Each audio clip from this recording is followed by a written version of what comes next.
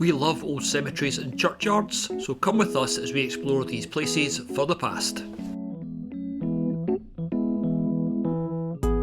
This rather grand entrance is the Western Cemetery in the Scottish town of Arbroath. So we're going in here for a wee look around. We have been here before and it is quite a nice one, so let's go and see what we can see. Oh, De Niro, we've got to keep an eye out for squirrels. If you see any squirrels, make sure that you let me know. I'm not very sure of the age of this cemetery, but I know a good way to find out. This is Isabella Black, in memory of her husband George Kidd Ferguson, who was a shipmaster who died in 1884, and their son 1867, and the above Isabella from 1904. So yeah, we're back in the early 1900s.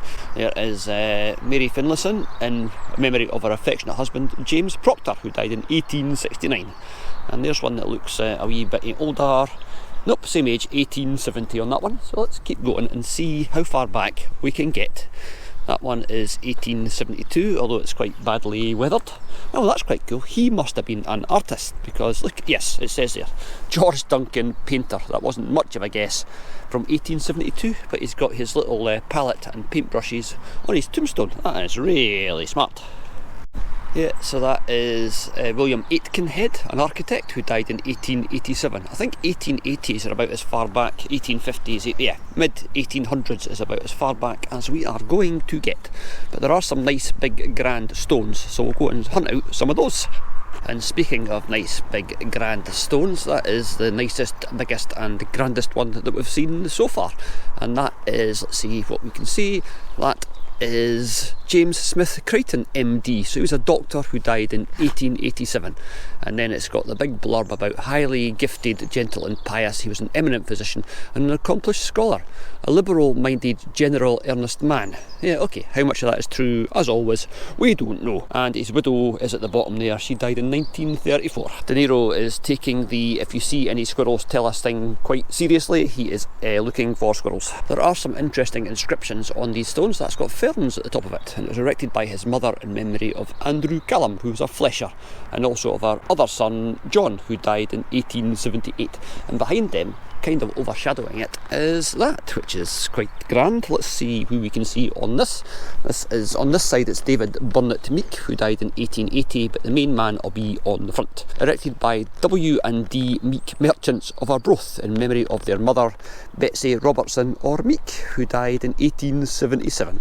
Watch and pray. Nautical trade and merchants, this was quite a rich place. Here is erected by John McLeish, a chemist, in memory of his wife James Kennedy Armstrong, who died in 1895. Again, look at the detail on that. The flowers and the, yeah, that's really smart. That's a really nice sort of Celtic inspired sort of Pictish cross thing.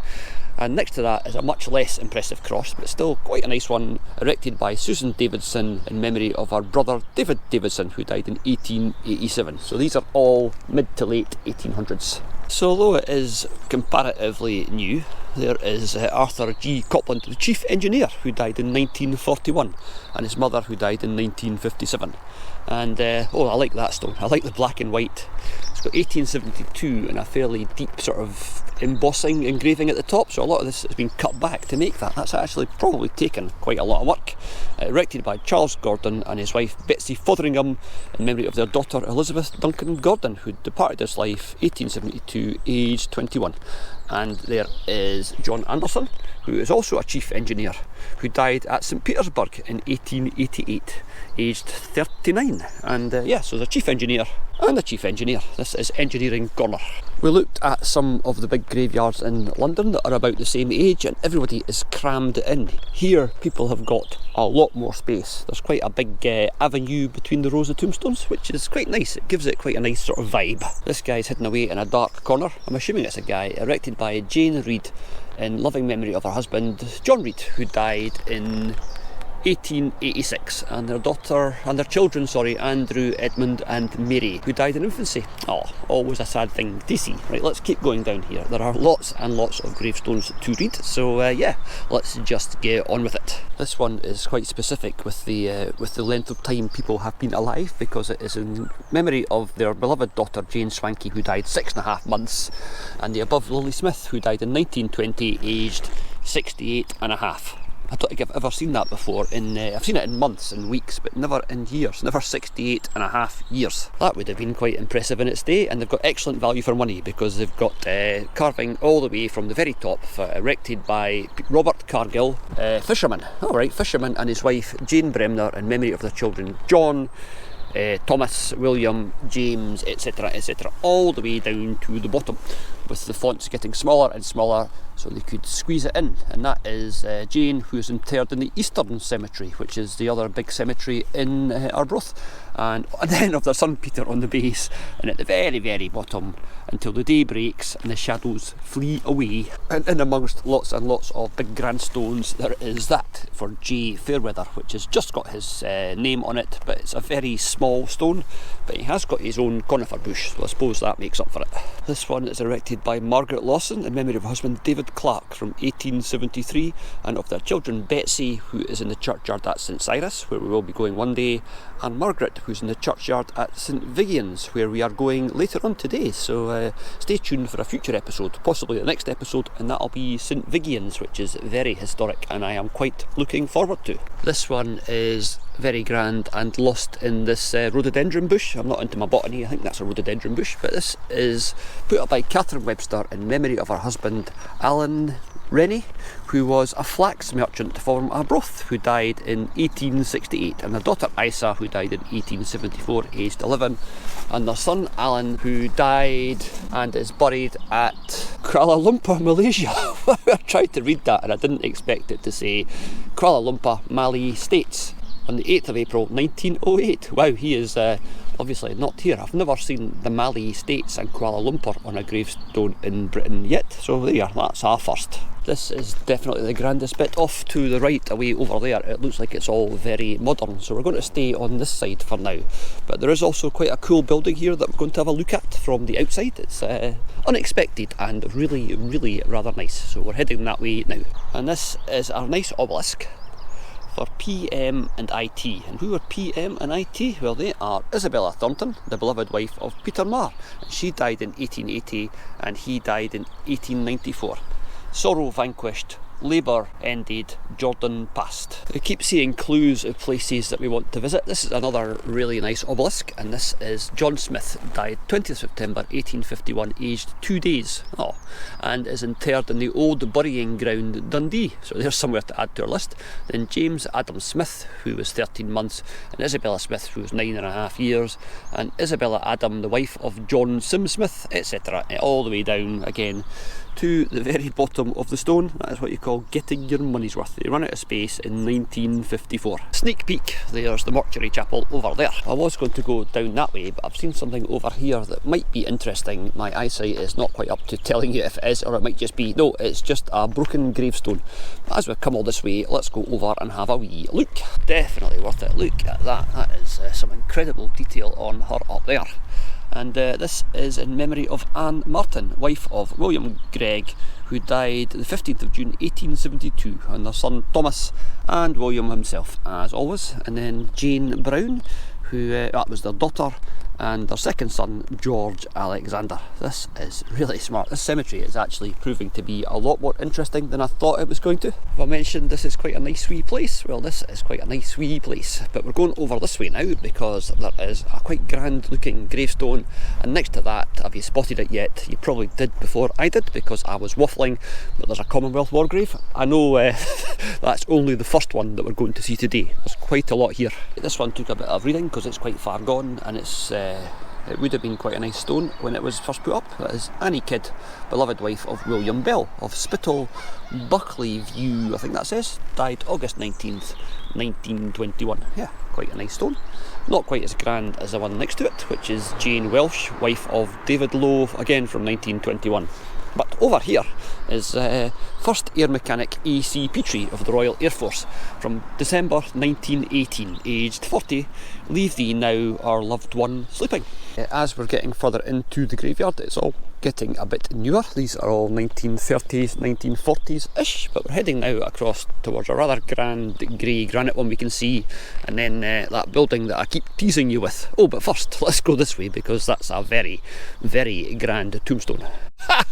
Oh, that is brilliant. And the reason that that is a very, very grand tombstone is it's a memoriam of John Calder, who was a builder and monumental mason. So he made tombstones. So it looks like he's made himself the biggest one in the whole cemetery, and all their children and lots of other relatives and that all buried here. They can't all be children. Let's go. It's a living memory of James Calder, builder, the children of James Calder, builder. So James must have been son of John. Can we see James anywhere on this? Actually, no. The above James Calder's there, but it doesn't say if James is the son of John, so I don't know. Anyway, if you want to work it out, there it is there. Have a look at that freeze frame and do with it what you will.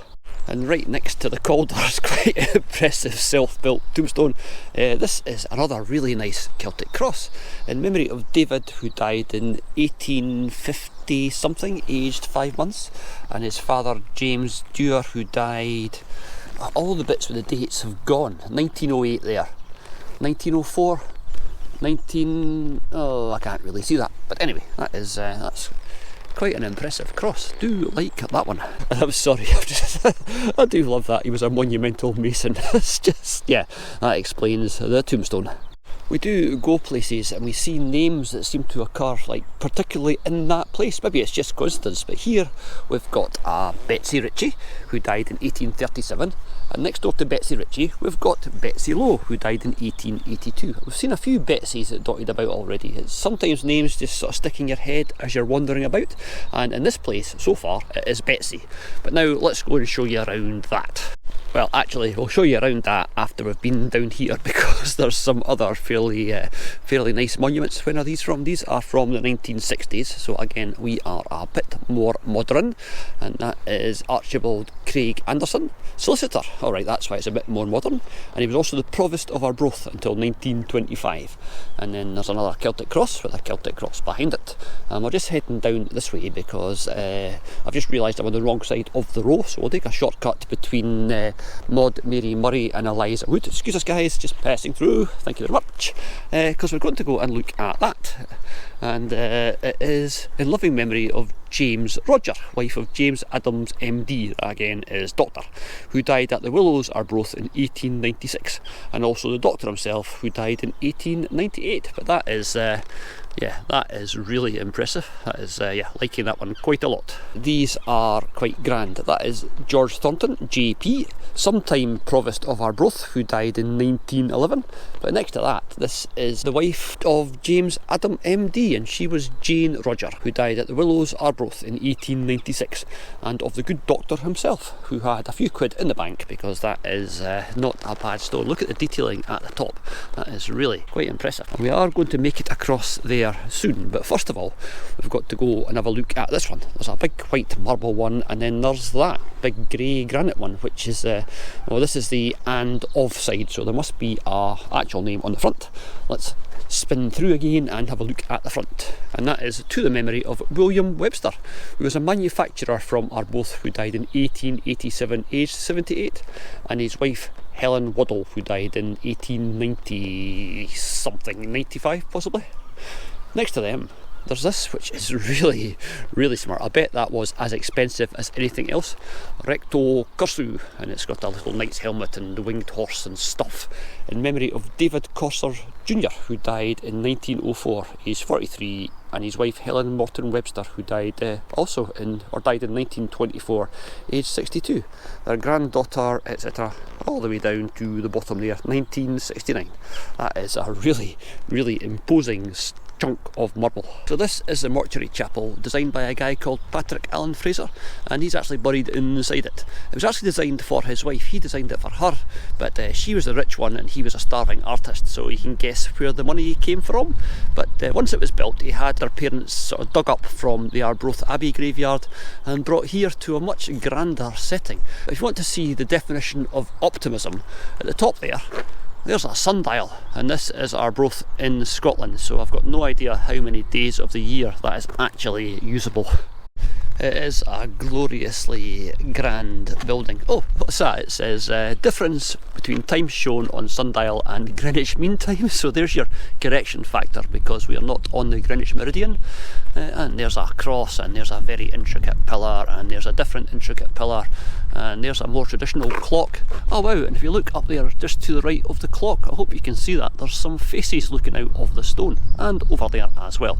This is, it's like a big folly. It is quite magnificent, and it is surrounded by some much less magnificent, obviously, but still quite impressive memorials. I don't know, this one here, a thing with a ball on the top, so let's go and see if we can see what that is. It's a memorial to members of the Masons, the Masonic Lodge, who the dog is getting well and truly into this shot. De Niro, out the way.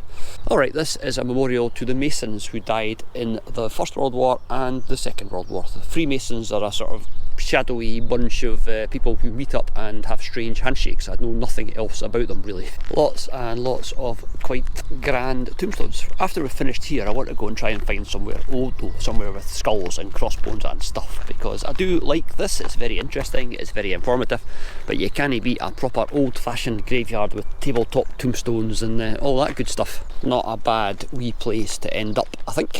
They do like their sort of Pictish Celtic crosses here, and the Picts were big in this area. We're going to go later on to, as I said before, St Vignan's, where there is a collection of Pictish crosses. So if you watch out for that episode, you might see some proper Pictish crosses in that. Look what I see over there in the distance. We'll head that way a wee bit later. It's really interesting the different feel you get in different cemeteries, because this one feels much more open and spacious than a lot of the ones that we go to, but then I suppose it's a more affluent area with a smaller population, so that could be the reason. There's also somewhere an Eastern cemetery. This is the Western Cemetery, so I don't know if that's newer or older or anything about it, but we might go there for a wee look at some point as well. Okay, it's definitely getting more modern up that way, so let's go along this way, which looks like it might be a wee bit older. Oh, there's the first person that's from 1977, so there we go. There is Anne Singers in memory of her husband William Hine Smith, for 28 years a post carrier to Inverkeeler, who died in 1891, and of Anne herself and their daughters. Right, let's keep going down this way. We're back into the 1800s, which is always good. This one is 1884, erected by Jane Edward in memory of her husband Alexander Christison, who died 14th of April 1884. Thy will be done. And of Jane and of Margaret, their daughter-in-law, and their two children, William and Arthur, who both died in infancy. And then, what does it say? Revised by John C. Christian and Anne Bowie, his wife, in loving memory of their daughter. That says, it does say revised, doesn't it? I've never seen that on a gravestone either.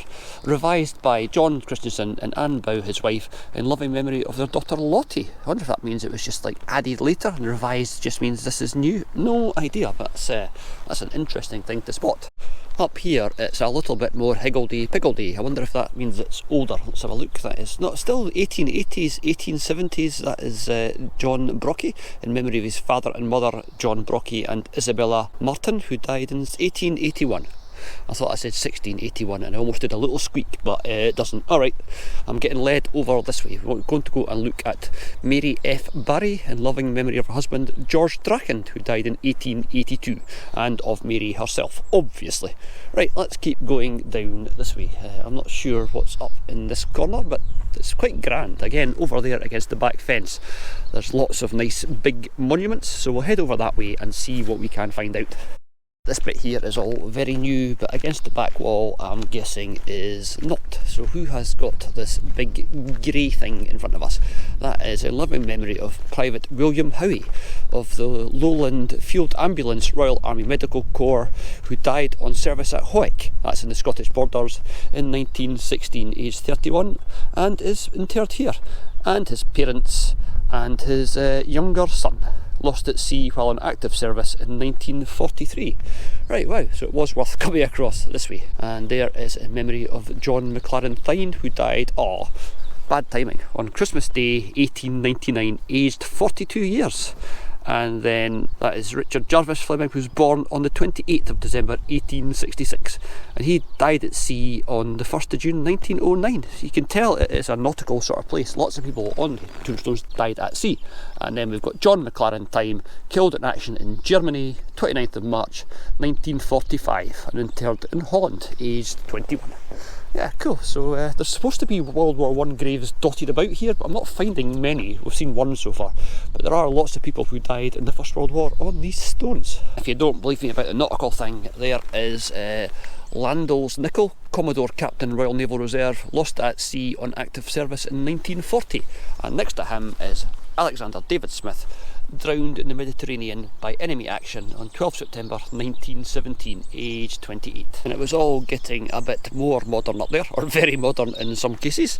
But then we got James Hogg, who was a shipmaster who died in 1893, aged 61, and that was put up in 1894 by his widow. And if you don't believe me on that one, it tells you at the bottom. We're heading back down towards the entrance because we've basically been round the outside, apart from a little dive inside to look at the chapel. So we're going to go around this, and then we're going to head back up through the centre of the cemetery and see if we can find anything else interesting. And then of course we've got that big row of Commonwealth War graves and the Cross of Sacrifice to look at.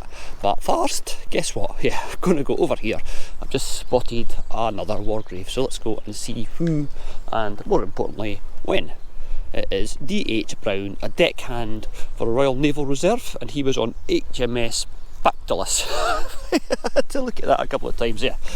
Deckhand Brown from HMS Pactolus, who died in November 1918. Oh look, the war finished on the 11th.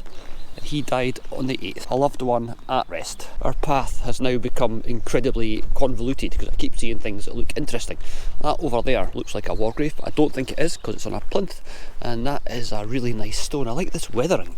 That is Lizzie M. Reid, who died at Las Palmas, Grand Canary in 1910 and is buried there. And it's to the memory of Anne Reid, who died in 1888. Also her father, and James Reid, who died 15th of March 1900. So yeah, let's keep going over this. I don't think that is a war grave. I think it's just a similar shape, but yeah, we'll soon find out. Nope, but it is quite old. That is in memory of C. Maureen Caldy, who died 1988, so it's actually not that old. That's why it's got flowers at the top, because if it was 1888 it wouldn't have anything like that on it. For anybody playing profession bingo, there is David H. Miller, who was a glazier from 1912. That's the first glazier we've ever seen, I think. Right, let's keep going down this way. John Duncan, 1954. Andrew C. Hewitt, or Andrew Chewett possibly, 1912. And Anderson, 1926. So yeah, up into the 1900s at this bit. There is William Wallace, an engineer who died in 1915. But look, there's another Betsy. There are a lot of Betsies in this cemetery. That's in loving memory of William Wallace, engineer, who died in 1915. But look, there's another Betsy. There's lots of Betsies in this cemetery. But this is a stone that is quite interesting in terms of history. Memory of Margaret Potter, beloved wife of Alexander Christie, who died 1915, and her daughter, who died in 1882 and is interred at Freuchheim.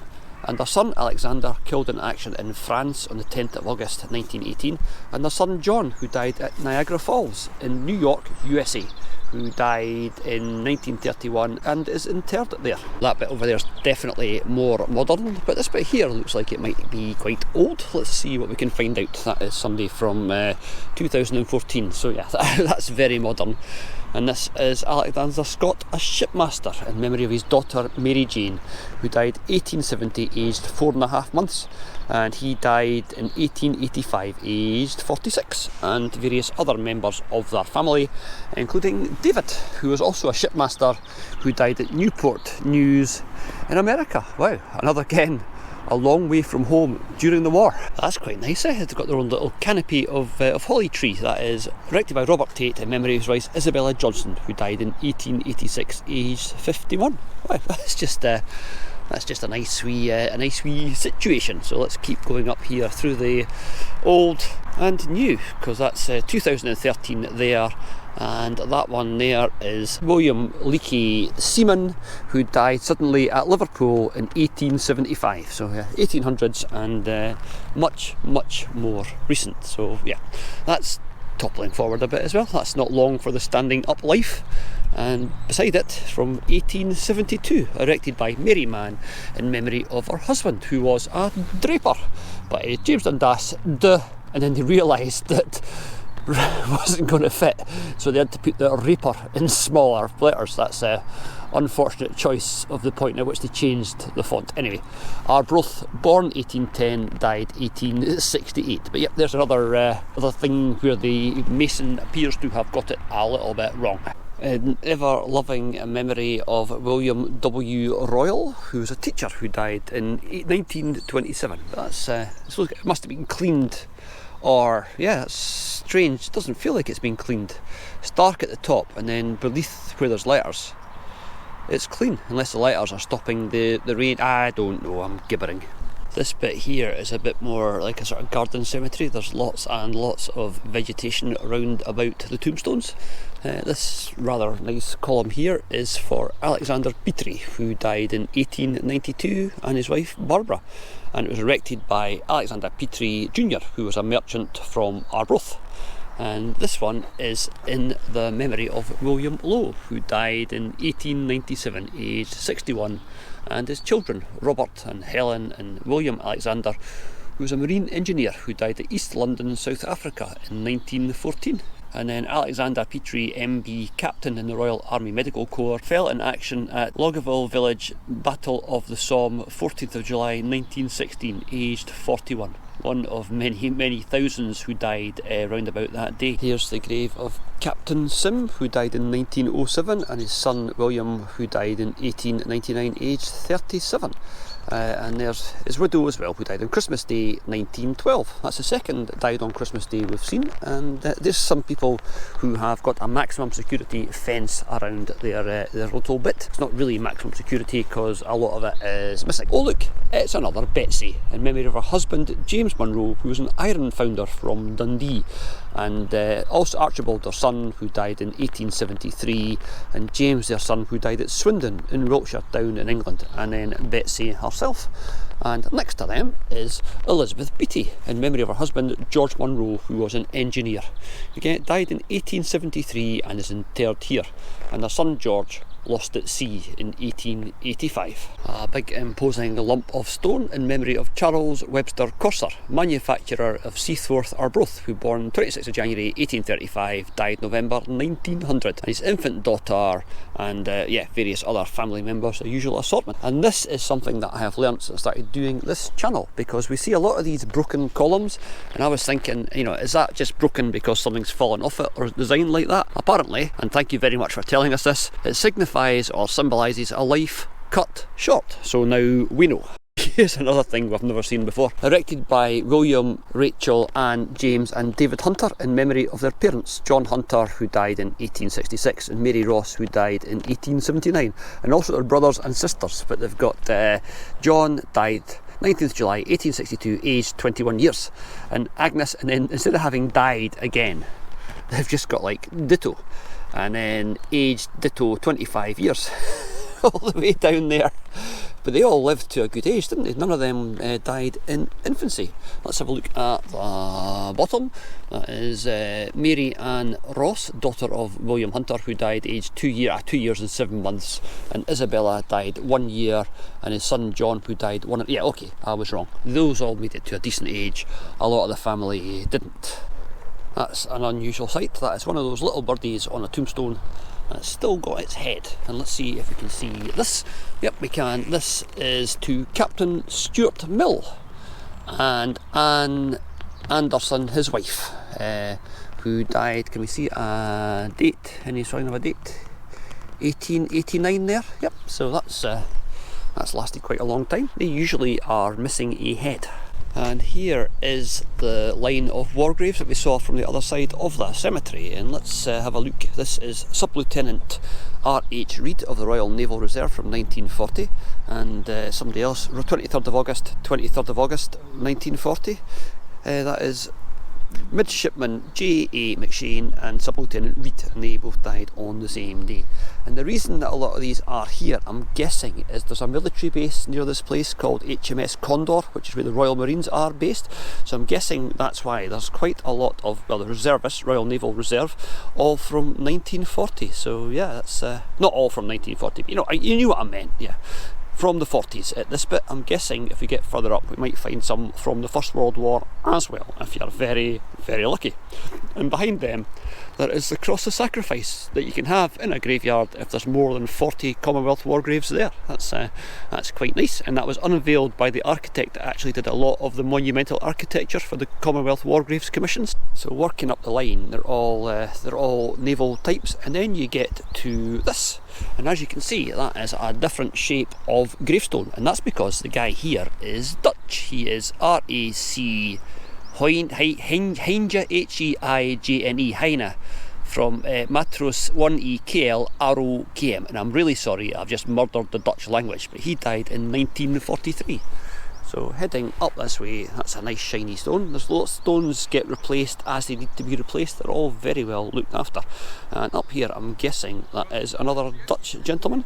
Yes, that is Van de Brink, M.L. Van de Brink, who died in 1945. And he's next to a Canadian, Sub-Lieutenant H.K.W. Parker, Royal Naval Volunteer Reserve of Canada, HMS Pivot.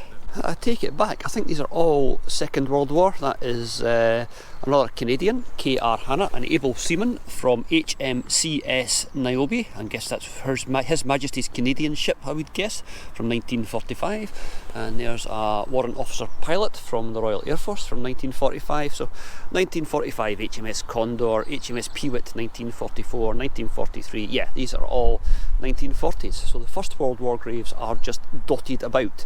But the Second World War ones seem to be all concentrated over here. There's a New Zealander. They've always got a very distinctive headstone. They've usually got that big cross carved on it. And there's somebody 1941, 1940. Yeah, these are all from the 1940s. I'm saying that, and it's going to prove me wrong when I get to the end. But or possibly when I get over there. That's interesting. These are different shapes of stones. They're not the classic Commonwealth War Grave shape. Let's see what the story is. That's because they are much more recent. That is Sub-Lieutenant Morton from HMS Condor from 1953. Well, that one's really badly weathered. They will be swapping that at some point. That is, can hardly make that out, but can't see it anyway.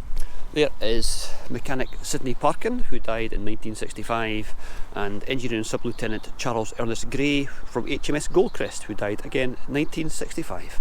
And then that's a granite one, and then there's a limestone one which is weathering quite badly, and another granite one. And then, yeah, so it's all different. These are different shapes of stones. I've never seen that shape of stone before. And there's a guy who died in 1982. That was the Falklands War, I think, if memory serves. Oh, actually, and I've just confirmed that. I didn't have to go and Google the Falklands War, although I should really remember. This is Peter Ronald Fitton, a corporal in the Royal Marines, killed on the Falkland Isles in 1982. And separate from them, which is a bit unusual because there's all the Commonwealth War graves down there, but over here, just a short distance away on his own, is somebody from 1971, a Black Watch soldier from 1971. It'd be interesting to see what conflicts they were actually involved in at that time. I mean, if these guys died over here or died in training. The distance that some of the diaspora in this place travelled to is quite impressive. I mean, they've ended up all over the world. Erected by Thomas Graham, a shipwright of Toll Cottage, Friockheim, to the sacred memory of his wife Elizabeth, who died in 1927, and their first son Graham, who was a blacksmith, who died in 1937, and he's interred in Cypress Hill Cemetery, Brooklyn, New York, and the above Thomas Graham himself. So yeah, he's in Cypress Hill. And there's somebody who's got a remembrance wreath on their tombstone. He was a lieutenant in the Black Watch, and he died of wounds, and let's just move this a little bit to see what's behind it. Obviously we'll be putting it back. Died of war wounds in 1921, so he came back and then died a few years later, possibly out with the window for getting a Commonwealth headstone. I don't know, that's a guess. Here's another nice obelisk with some sort of a design element on it. It's another artist, it's another palette with brushes, and this is erected by William S. Watt, painter, in memory of his father, who died at Aberdeen in 1845. So Mr. Watt was a painter. What's on the front? And it says, in memory of my wife Anne S. Royal, who died 3rd December 1896, and also William Watt, husband of Anne, who died at Luthermuir in 1921. Yeah, that's quite grand, and it's got a nice wee detail at the top. But yeah, this is something I've seen here twice and I've never seen anywhere else. We are always learning. Everywhere we go, we learn something new. What we've learnt here is they really like the name Betsy. Oh, and I've been too busy walking about talking to myself. I've not noticed we're back at the mortuary chapel. And I think that is about it for this graveyard. I think we've seen enough. I do hope you've enjoyed it. I'm now going to go off and explore a much older one, and you will see that in an upcoming episode. So stay tuned, as they say. And if you can, please remember to like and subscribe, because I really want to see this channel growing, because I'm really enjoying doing it.